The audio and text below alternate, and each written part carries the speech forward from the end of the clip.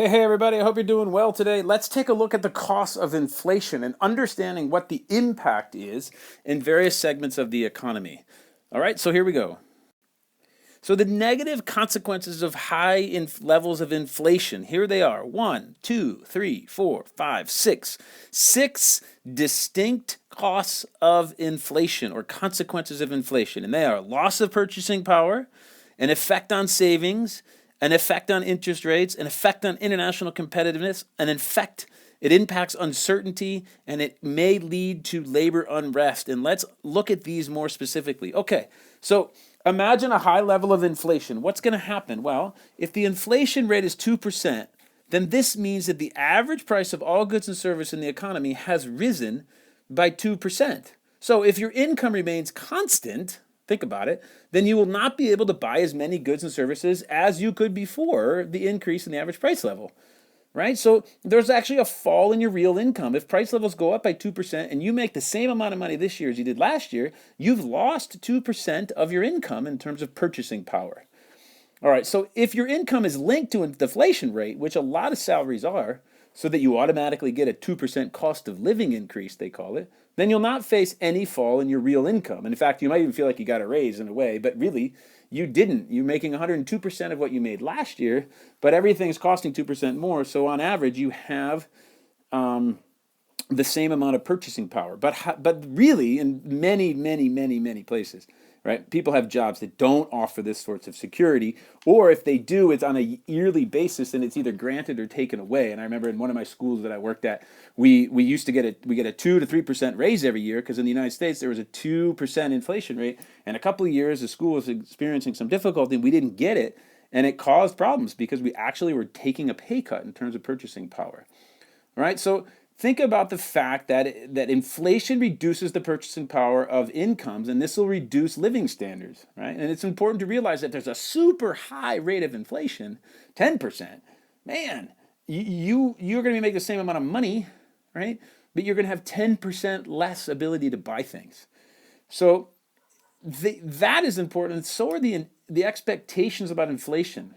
So think about it. When people's incomes are linked to inflation, they can be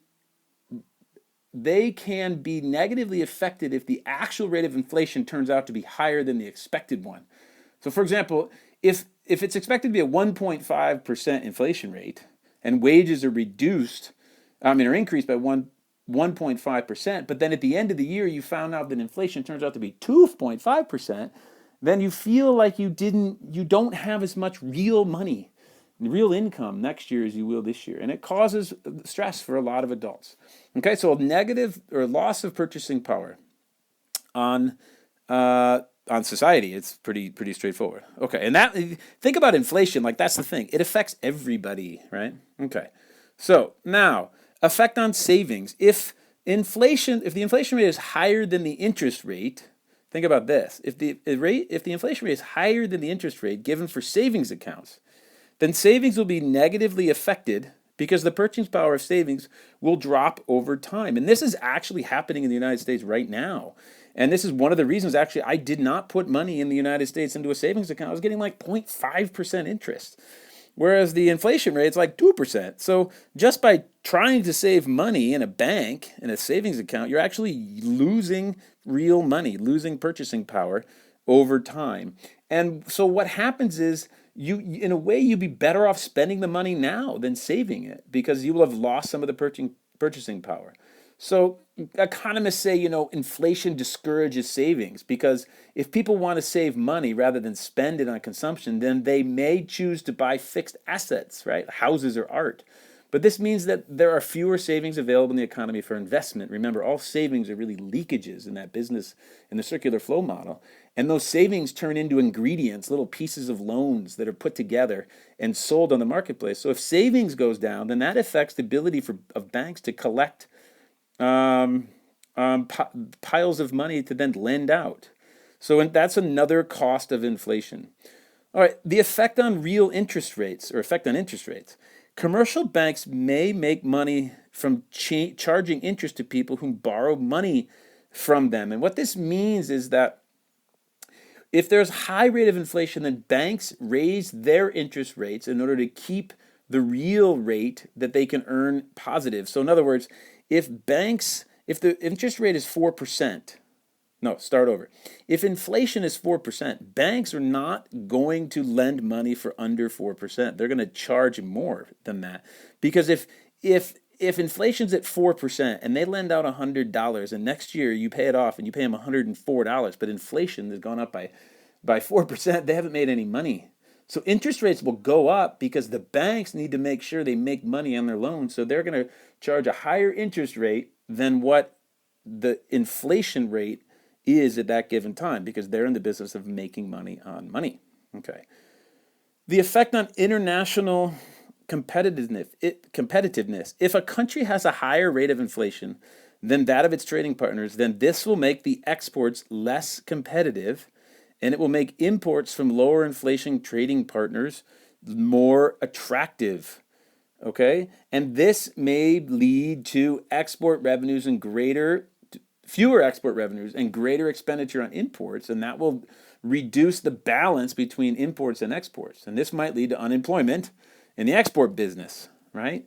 And in industries that compete with imports. Okay? Last two here, uncertainty. Not only might there be reduced investment due to a fall in the availability of savings and higher nominal interest rates, but firms may be discouraged from investing due to the uncertainty associated with inflation. My stepfather used to say the worst thing that can happen in the marketplace is uncertainty.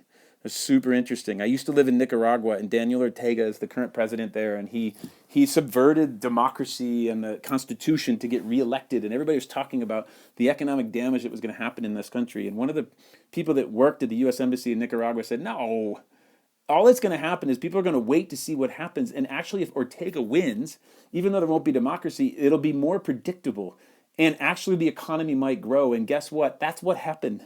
It was incredible. The economy in Nicaragua has continued to grow, and it's a result of the lack of uncertainty. Even though Daniel Ortega is not exactly, he's a dictator, right? He's Hugo Chavez reincarnate in Nicaragua. But he provides certainty, and labor markets, and also all markets and foreign investors love certainty over uncertainty, regardless of the political system. And the last thing that can happen that could be a cost of inflation is labor unrest. This kind of goes, I think it's pretty obvious. This may occur if workers do not feel their wages and salaries are keeping up with inflation, right? And it leads to disputes between unions and management. Well, of course, the years we didn't get our living allowance increase at the school I was working at, we were upset. We're labor, right? We're workers, we're the teachers. And it led to disagreements between the workers, of course, and the bosses. And anytime that happens, right, things are going to be a little less efficient, and that can all have an effect on pulling down the economy. All right, so there's a look at the cost of inflation. I hope you found this video to be helpful, and we'll talk to you in a bit.